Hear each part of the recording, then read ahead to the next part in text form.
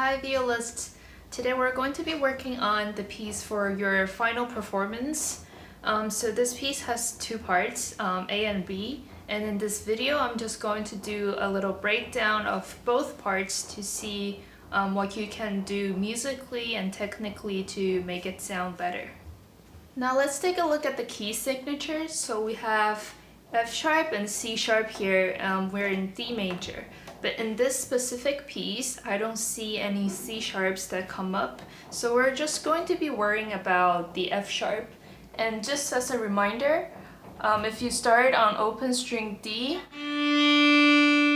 first finger would be E, and the F sharp is gonna be a whole step away from E.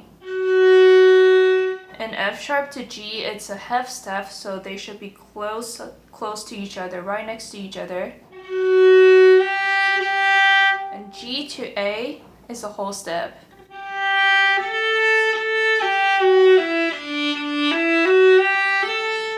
That's basically the 5 notes you'll be using the most in this piece. Now let's take a look at just part A. So we have a pickup into the second measure, which means that we're starting from the 4th beat of the first measure and going into second measure. So you should have, it's like a leading beat into the downbeat of second measure, so you should have a little upward motion and we finally land on the downbeat in the second measure. So what it should sound like starting from first measure, 1, 2, 3.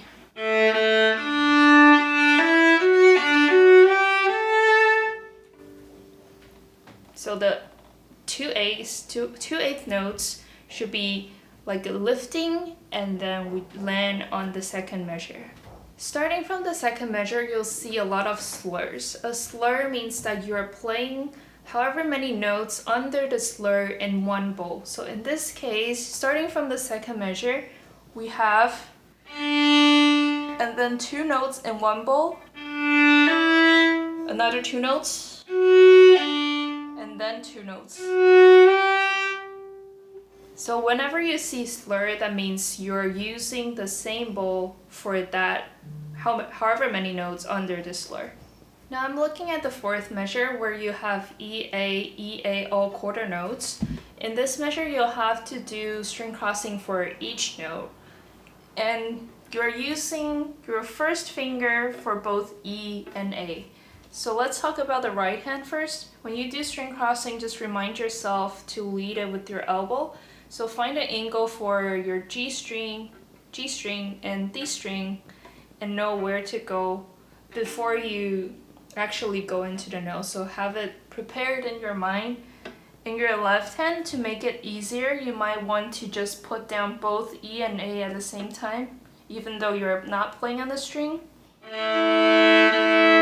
So have your index finger stuck in between the strings, so you don't have to move your left hand between string crossing.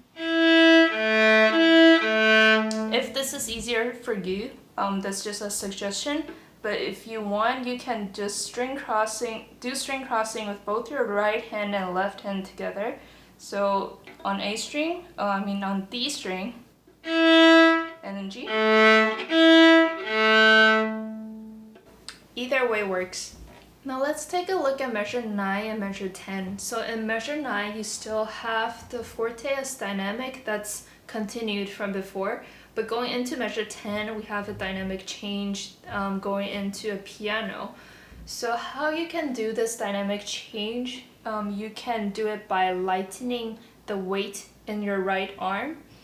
And it doesn't mean that you can raise your shoulder like this. This is just gonna put more tension into your arm.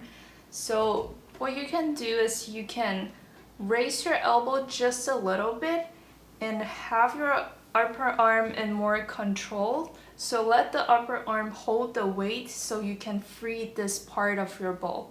And another thing is you can play a little bit closer to the fingerboard to get the softer and sweeter sound. So measure 9, we have, and then measure 10.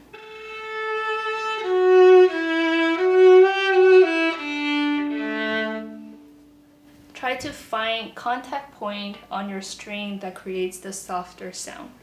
And then we have the piano for 4 measures, but in measure 15 we are going back to forte.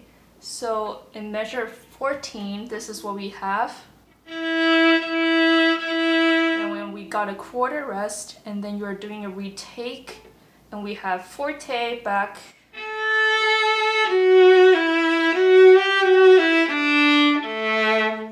So just do the retake in measure 14 to prepare for the forte that's coming back.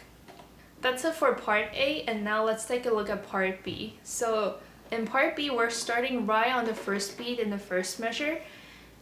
Even though we have forte here, just keep in mind that if you're playing part B, we're more of a supporting role here. We're filling out the harmonies to make the whole ensemble sound like it has more layers. So while you're playing, just have the melody in your head. Try to hear it even though you're not really hearing it. Just imagine that the sound is in your head and we're just the one that's like supporting them from the bottom. What I said about slurs and the dynamic changes that happen in measure 10 and measure 15 all apply to part B as well. But something that's new in part B, take a look at measure 19, the second beat. You have a slur, but within the slur, you're also doing a string crossing. So it's challenging in the case that you cannot find the angle using a separate bowl. You have to find it within one bowl. So you have to have it in mind where the angle of both strings are. In this case is the D string and A string. So while you're playing on the D string, which is the F sharp, you have to already know where the angle you're going into. So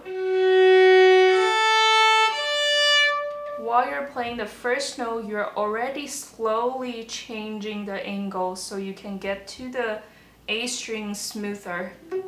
So one more time, already changing angle.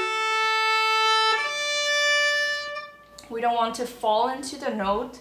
If you're falling into the note, it'll sound very angular,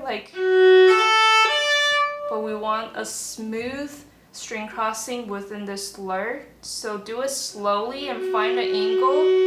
Slowly move to the angle. So practice this a few times. It will apply to many pieces you'll come across in the future. That's it for the breakdown video. Have fun practicing.